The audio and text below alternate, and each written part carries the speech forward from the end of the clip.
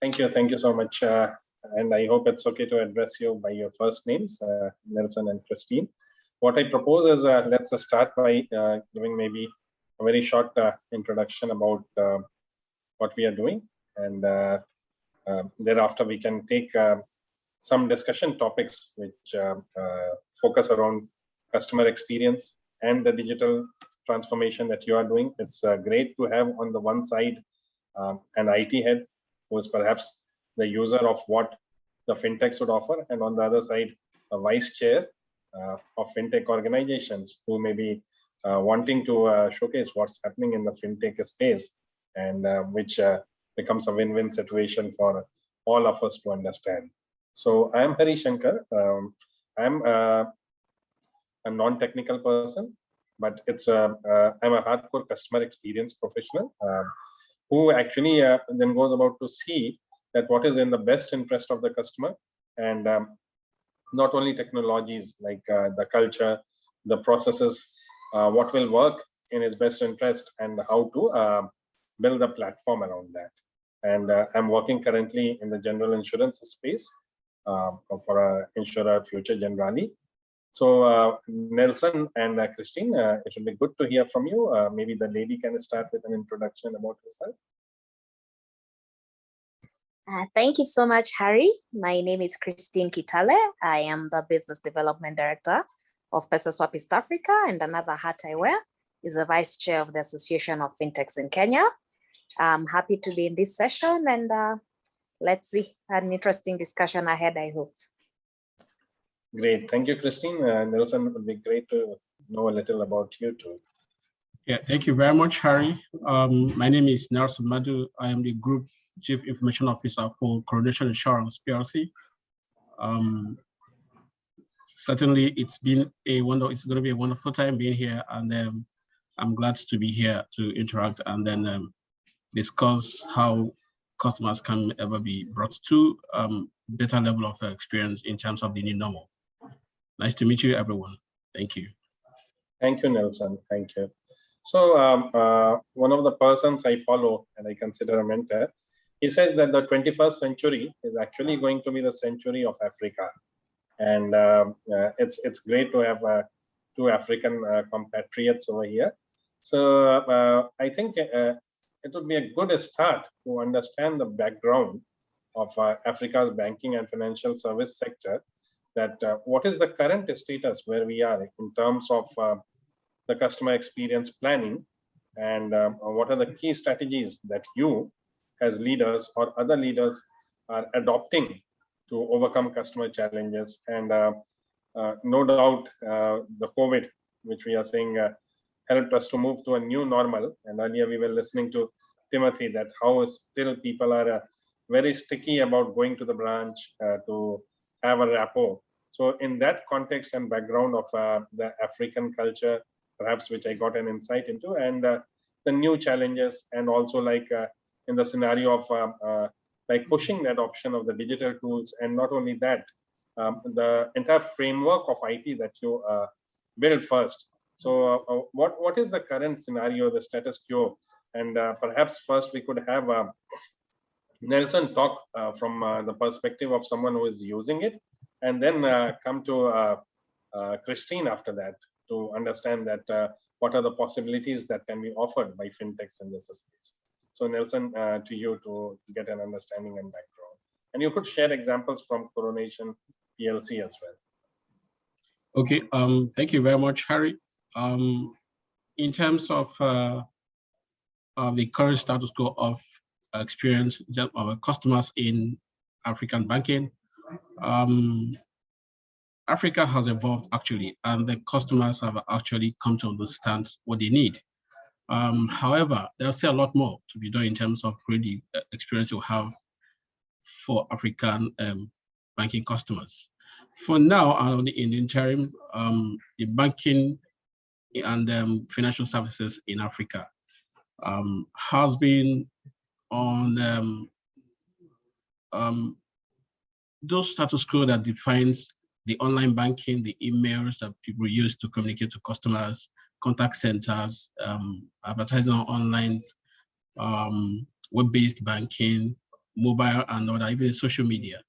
That being done, a lot has happened in this recent age, especially post-pandemic, where a lot more people detest coming around to the bank because, for example, here down in Lagos in Nigeria, and even in the insurance industry, people, when they come around and then to observe the COVID-19 distancing, and then that forms a lot of queue that they've experienced even before now. So what does that portend for the financial industries? People detest coming around. Banking and other financial services becoming a lot more difficult for customers. They would prefer a situation whereby they avoid all those things. And then it's now become a challenge for the industry to actually gear up to this demand, which is a very, very cogent and then immediate demand by customers to ensure that these services that they used to enjoy even gets even better. So more demands are coming. What did we do in terms of getting this done? Though it is reactive, yes, but it's a situation that demanded immediate and urgent attention. So innovation started kicked on, and then people started devising a lot more means to ensure that customer services and experience are not lowered to any standard that customers begin to detest. So down this area, what we involved in was to establish a lot more products and services on various channels, and then begin to innovate the way you deliver these services across to all the customers. A lot more innovations and integrations came up. Instead of coming to the banks now begin to reach out to customers wherever they are, provide those services that they could have gone to the bank to do end-to-end through mobile services. You can actually do all your transactions through the mobile. Now, that being said, if you don't want to use mobile, assuming you don't want to go through your phone, these things are provided on the web as well. Even the people who are on the web might not really want to control the web. There are other means you can do that using the code level, which is the USSD. So a whole lot of integrations has happened, and then the customer experience has moved. Now, in as much as we get into this, a lot more people even found it as a better opportunity to demand even more. They want to do what they want to do the way they want to do it, which means these ideas and innovative drive is now being taken over by customers themselves. So they drive it to the extent that they determine how they want to be serving this time around. So based on the classifications and then the requirements across the entire chain of the delivery, customers now lead the direction the banking and the financial services in Africa now tend to. So that means in the next 4 years to come, a lot more innovative ideas and even disruption are going to come up. Having said that, the other innovative idea that has to do with even much more business engagement with other customers are not left out. For example, in the industry where we work, the insurance, you begin to understand that you can actually interface with some banks, place orders, get covers or risk cover for any kind of loan you want to get from the bank, and then online deliver any documentation you wanted, ensure that they're automatically uploaded based on the regulatory requirements, and you can actually track the progress and then even the evaluation and process of approval of whatever you need. Now, you don't need to even if you're a bank customer, you don't need to look at insurance to get your insurance cover. It will be end-to-end. As far as you sign on to the bank, it is now the bank that's left to interface with the insurance company of your choice to ensure that that risk is given. And then even if you're going to do some other kind of business that is internationally based, and then you need to like maybe cover on the marine side, it's still exactly the same thing. And then the regulatory requires you to interface for government to understand and see everything you're doing. So these interfaces happen. So a lot more opportunities cropped up for automations and business leveraging each other and solutions interfacing with each other now came up. So it's a whole lot of encompassing ideas that came up, and then the growth in terms of customer experience went up. Looking at what drives these things, essentially, customers on their own cannot be satisfied if you really don't give them what they want.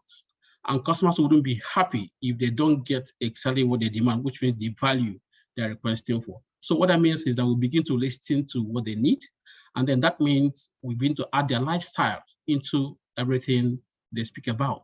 And that's where we begin to leverage on the data and the analytics that are required to actually get these things done.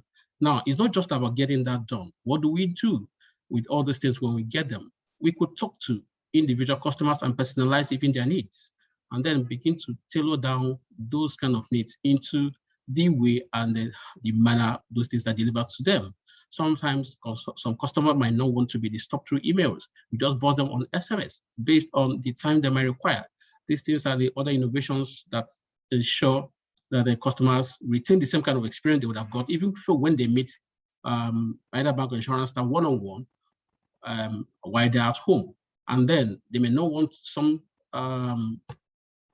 level of paper delivery, and then which ordinarily would have happened if there wasn't maybe pandemic. We could send dispatchmen to deliver statements, to deliver certificates and all that. But at their emails or through some specific interface with their mobile, after they make payment, it just pops up on their mobile and they will decide whether they want to print it or just save it in terms of soft copy. So all these and more are a lot of things that actually has happened in terms of customers being taken care of and then retaining their satisfaction, and then even going a bit more to ensure that they still gain the same kind of experience they would have had if they had come in contact. So further to this is bridging the gap that had happened between real-time and online real-time, as well as the physical contact. So customers, again, this time around, will not necessarily demand a particular pattern of delivery, but all they know is they want to be happy and they want to be served in a way they will get the best of experience. And businesses are actually gearing up to that. Thank you very much. Thanks, Nelson. That sounds exciting. And that also presents a very evolved scenario. It presents that customers are very demanding. I mean, same as the rest of the world. They're very evolved. They want the channels of their choice, and perhaps they even want a seamless experience when they shift from one channel to another, so that you understand what has happened in the past. And it was good to hear that a lot of innovation is happening across products, across service channels, and actually the demand for customer experience is going up when you at times have the challenge of not meeting physically, but to doing it digitally. And actually the adopters of the digital means are much more. So that sounds like a very good evolving scenario, and that's good news for the IT people, those who are building the framework of the BFSI or the insurance organization. It would be good now to hear from you, Christine, regarding what you feel is the current scenario, and maybe you could list out some of the top things that fintechs are in this time thinking they can offer to the BFSI clients. I'd say people like Nelson and me. How is it evolving in the background in Africa? Thank you so much, Harry.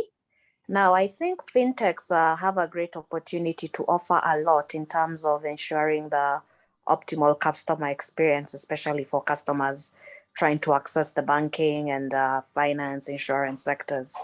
However, we've noticed a very siloed approach to the way the banks and different insurance companies are doing things, whereby you find different banks developing solutions that are adequate for themselves. You find different leading banks, each has its own solution with different API capabilities, which makes it very hard for the interoperability aspect that is required by the customer on the ground. So the fintechs come in to try and make this structure as flat as possible, but then you find the bank having a higher bargaining power than the fintech, making deploying this solution very hard to deploy it to the public. Then, of course, being set up in Africa, we have other challenges like the ones Mr. Were highlighted. We still have a very big gap in terms of internet access and smartphone access, etc. All these things need to be powered by the internet. but you find many Africans don't have access to these things, which is what leads to less and less people accessing the banking, insurance, and finance platforms seamlessly. So as much as the fintechs want to come in and help flatten this gap and bridge it, we still have a long way in addressing the underlying issues that are beyond us and beyond our customers, and even beyond the banking and finance sector, to ensure services are adequately propelled to the end users, and the customer experience is as seamless as possible, because really the opportunity is not being given, and the existing challenges are beyond many of us. Thank you. Thank you, Christine. So we get two different ends of the same paradigm or the perspective. And it's interesting to know that the penetration of internet is a challenge, and no doubt anything that you build, which you want to do digitally, the first requirements come to become internet. Of course, we all hope that technologies will emerge where riding on the telecom, and without the internet also you'll be able to do some flat transactions, but still that is in exploratory stage. And I'm sure that you have been very frank and honest in pointing out the siloed approach, but of course then the customer has the bargaining power. So that brings two very interesting perspective. Taking it to the next level, let's look at what's happening in terms of newer things. And I will not say they are still so new, but artificial intelligence is playing a key role where people are trying for automation, at least for the routine transactions. And even like earlier Nelson talked about contact center and customer experience. So organizations are trying for routine transactions, the first line of defense to be either a do it yourself, or some bot which can do it for the customer and tell him intelligently through a knowledge base or a self-service option that how it can be done. And especially I think like if we look back 18 months or to the last year, when there was a disruption, when at times there were lockdowns and people had to move to home, this opportunity really shone. So where perhaps it may have taken some time to transition your live agents to be able to still work from home or out of the office. So in this context, it would be very nice to hear from both of you, like how do you see the penetration with the automations, the AI, the bots, and including the conversational bots like the chatbots, and how do you see the use case for these to improve further, or if you feel that there is still time. So it would be good to hear first from Nelson, and then maybe Christine can also pitch in. Thank you very much, Harry. Chatbot is a very interesting topic and a very interesting innovation that is currently at the front burner, especially as it has a lot of impact on the customers and how customers leverage this both transactional tool as well as a conversational tool. Talking about chatbots, it's an AI-enabled platform that actually essentially leverages knowledge base to deliver these two functions. Now, looking at the current trend of customer services in terms of using the AI chatbots, we'll find out that initially when the bot started, it was only conversational, and at some point it got into transactional. As right now, the transactional is more of what people use the bot to perform, and then organizations like banks and financial institutions leverage the chatbot to deliver transactional and conversational processes and deliver that to their customers. So it's a very widely acceptable tool, and the good news about it is that it's simplified, it's straightforward, it gives the customer exactly what they want, and it makes them actually go straight to people who want to like either buy or get necessary information, that happens immediately. Now, it does not restrict the time at which you use it because it's just 24 hours a day. And it doesn't matter at what point in time you get into it. You give back feedback immediately, and it can even transact as quickly as possible.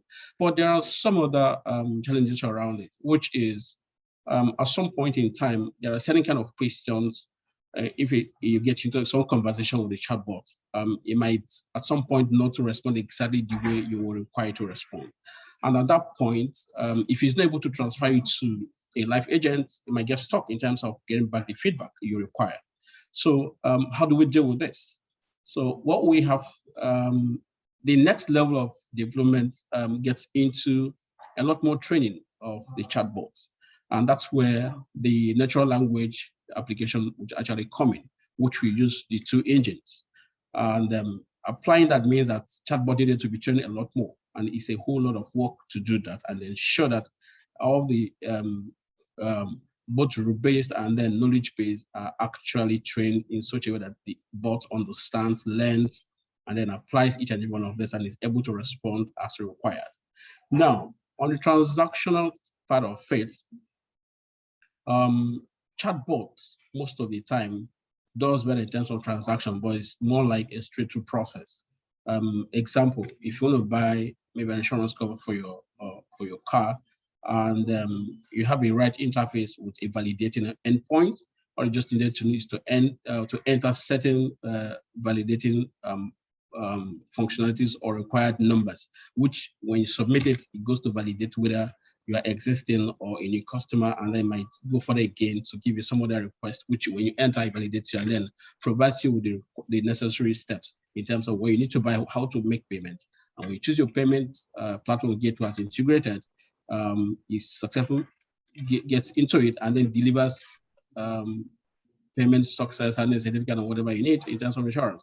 And then if you need to like maybe go into the bank, if you want to open an account and all that, the only thing that it might require is you may have to open it up, then it's going to become an omni-channel process. So we initiate it through the chatbot, and then you could go through your mobile phone or any of the web to complete documentation that's required. So it's a lot more strict than the conversational. So that being said, it's still a very excellent customer service tool. So for me, it covers two functions.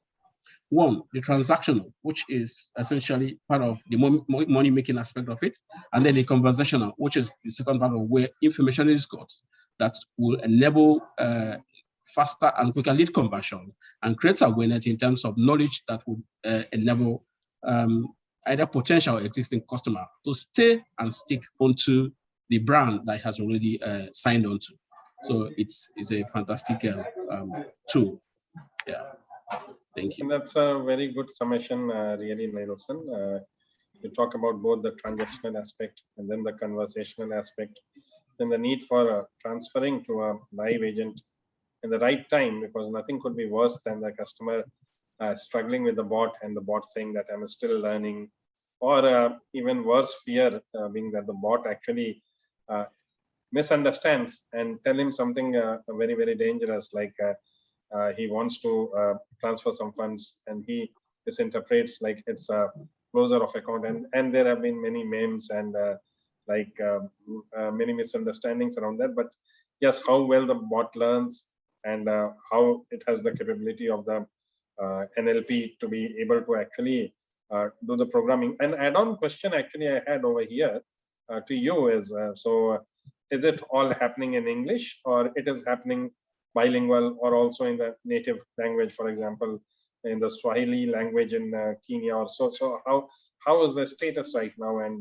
do you think it's equally possible in the languages of choice? The vernacular AI, is it taking place there?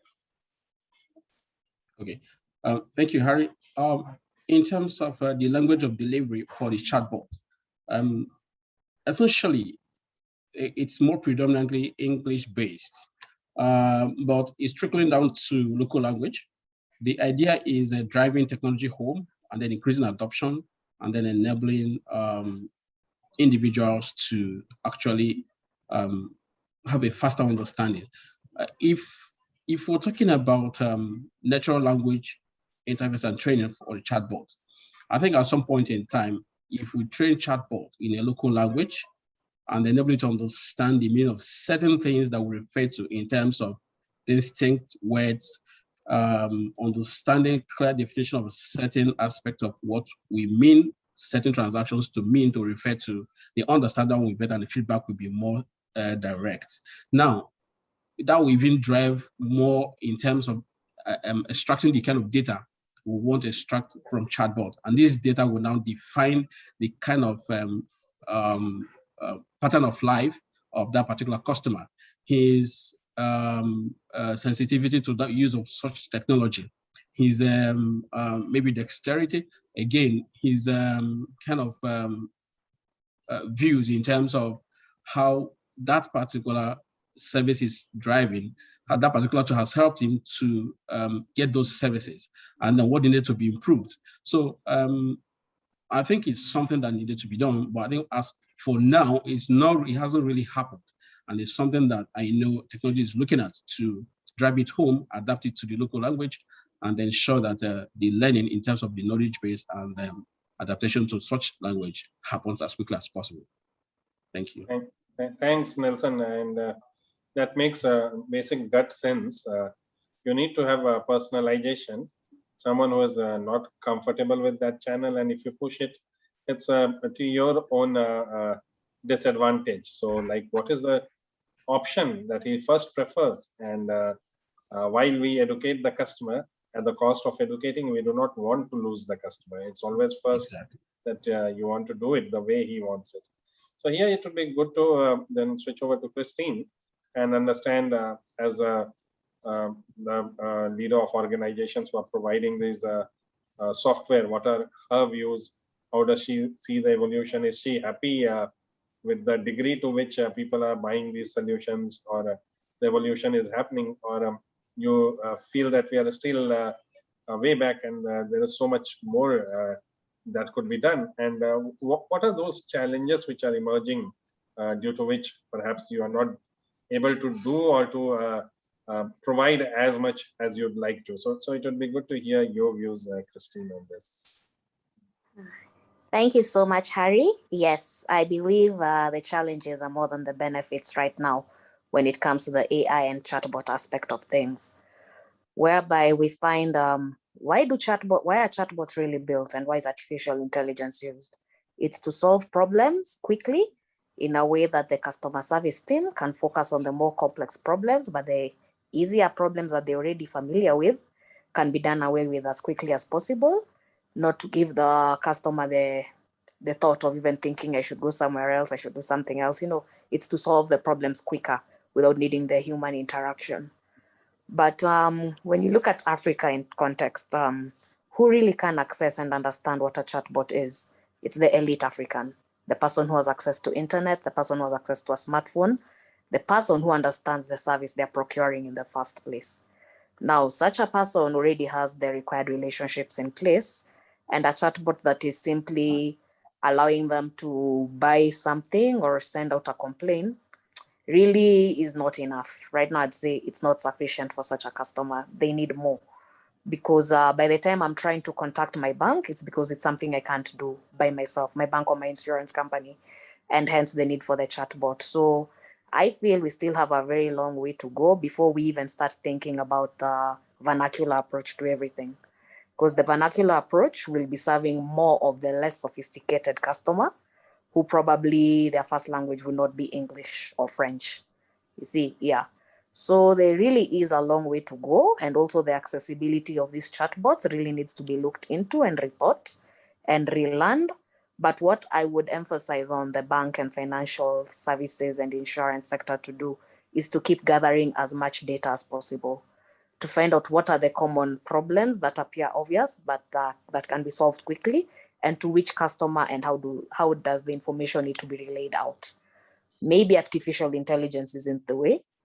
Maybe there could be other ways to do it. And for the chatbot way, they need to learn like the data and the problems really that are addressed by this. And I think we still don't have the research and the data for it. We really have a long way to go because, again, of the existing gaps. Right. I couldn't agree less with you, and it's good to hear very frank views.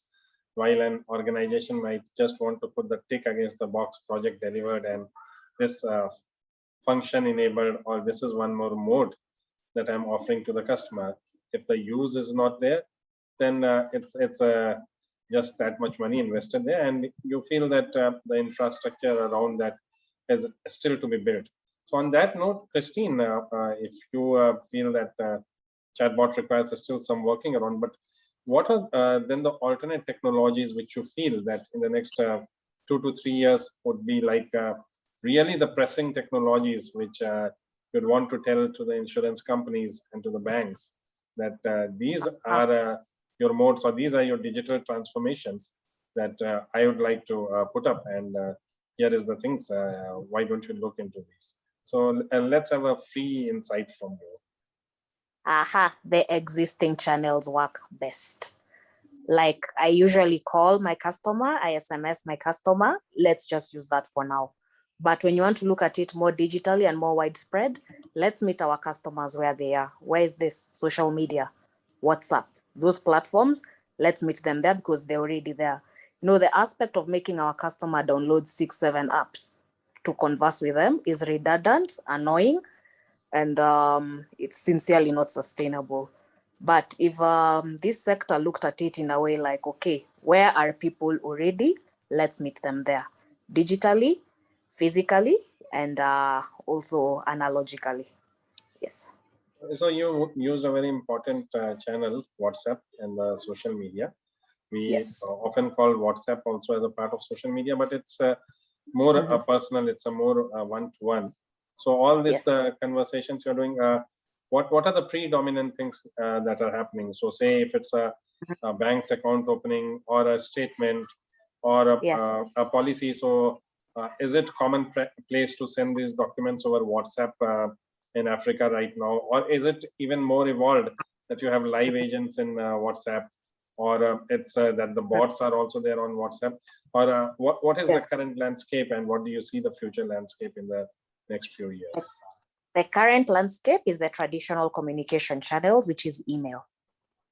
But what I'm urging these people to do is to think more flexible, to be more flexible in the way they are thinking, of the way they can reach their customers.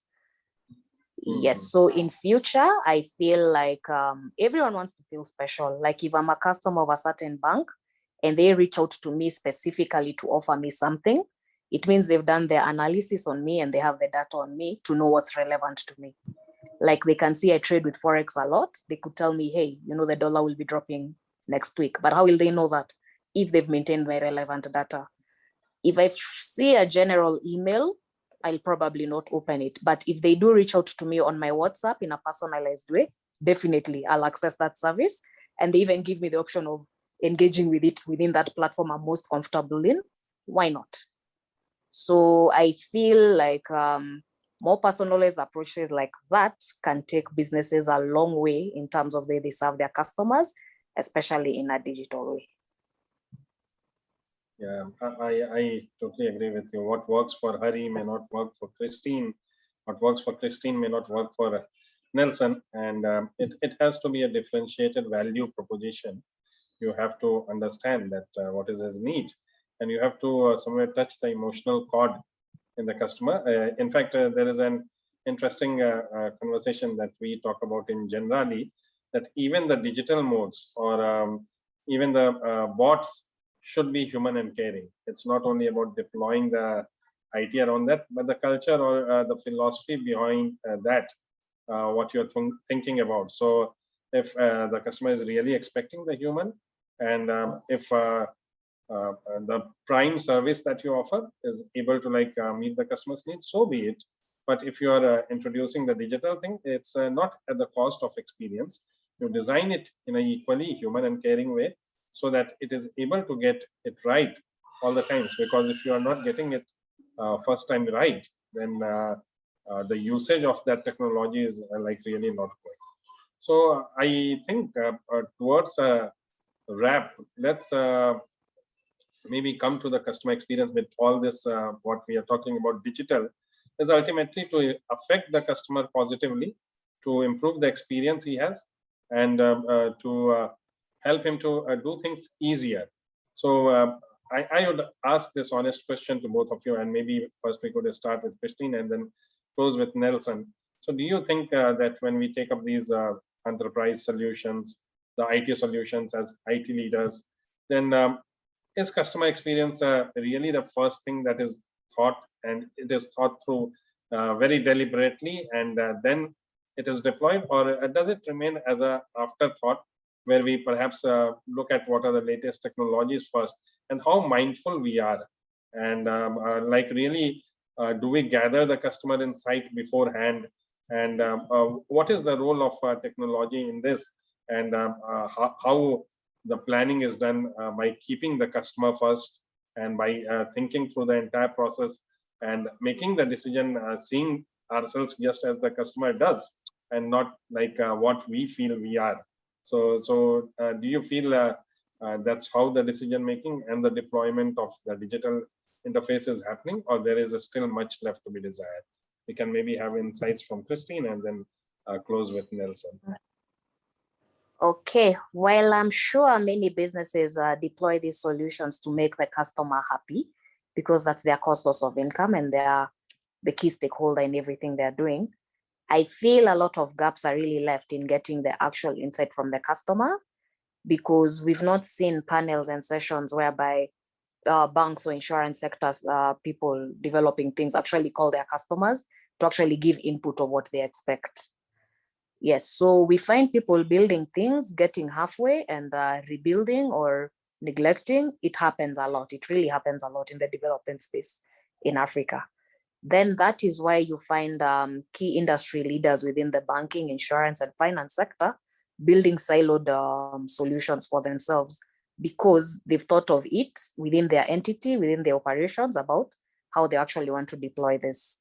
But if these sectors were a bit more open to working with more people who can actually help them deploy these solutions further in the grassroots level, as if I may put it that way, you'll find a lot more changes happening whereby they've made strategic partnerships with fintech companies. I know I'm a bit biased because I represent their interests, but yeah, well, yes. But if they deploy this solution across the board to having input from as many more people as possible and understanding the market and gathering the data about what really is happening on the ground, you'd see a lot of more these solutions being consumed faster than they are currently. So in future, again, I'd emphasize more on data, collaborations, communication.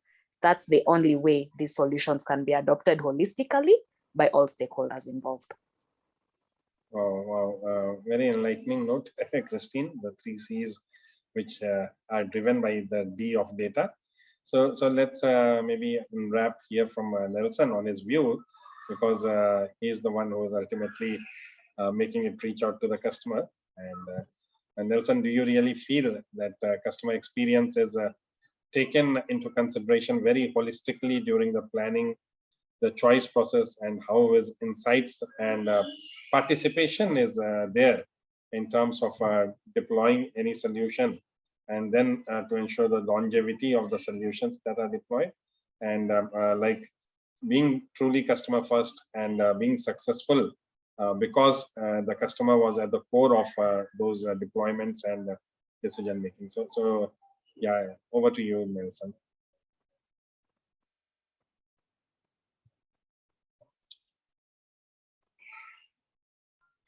Thank you very much, Harry. Sincerely, I kid you not, customer is the king anytime, any day. The reason why the financial services industry, bank, financial services, insurance, are in business is because of the customer. If you remember what I said from the beginning, you've come to a stage whereby it's not about the products now, but it's about the services. And who do you serve? The customer. So the customer leads and decides what he wants, how he wants it, and how it should be delivered to him or her. So essentially, if you build a solution and you are not able to find out who your target audience is and what he or she needs, and then the way of his life and how that adds value to his life, and then how that improves the kind of services he receives, and then how that services delivers to him at his own convenience. Essentially, it will make mess of that delivery, and the solution will never be adopted. So any organization that wants his solution or solution to be adopted must essentially consider the customer first. And in doing this, the technology team must always be extremely engaging, just like Christine said, engagement, and that entails communication. And then when you engage, you're able to extract data. And when you extract data, you can apply that analytically and then imbibe it into an artificial intelligence process. And when that blends that process, essentially that process will translate into the kind of transformation that the customer is going to appreciate. And when the customer appreciates it, he stays with you, and his loyalty counts on your value distribution chain, which increases your bottom line. And if that is not done, the whole aim is futile and defeated. So on the last note, customer is a king, and if he's not around, the business is going nowhere. So essentially, it's a no-brainer to say that customer consideration is very paramount in terms of strategic reposition of every business to ensure that they improve and they grow. Again, the way you serve the customer is extremely well. Personalized communication is extremely important. And then the way you tailor it to the customer also counts essentially. So customer experience is key. Thank you very much. Thank you so much, Nelson. And I could feel your passion when you talked about the customer being the king. And no doubt the BFSI segment or the fintech providing to BFSI can be the king or the servers of the king only when the real king, the customer, feels like that. So good to really understand the entire landscape and the actions that are happening towards evolving in the digital world and to serve the customers better and keeping the customer at the heart of the things. It was really very insightful, and for me personally, there were so many good learnings. Hoping to keep connected in future too. And here I hand over back to Exito Media, Anisha Dhawan. Thanks for hosting us all. Thank you, Hari, for conducting this discussion, and thank you to Nelson and Christine for sparing the time to share with us their thoughts on this very important topic of customer experience. Thank you all for joining us today.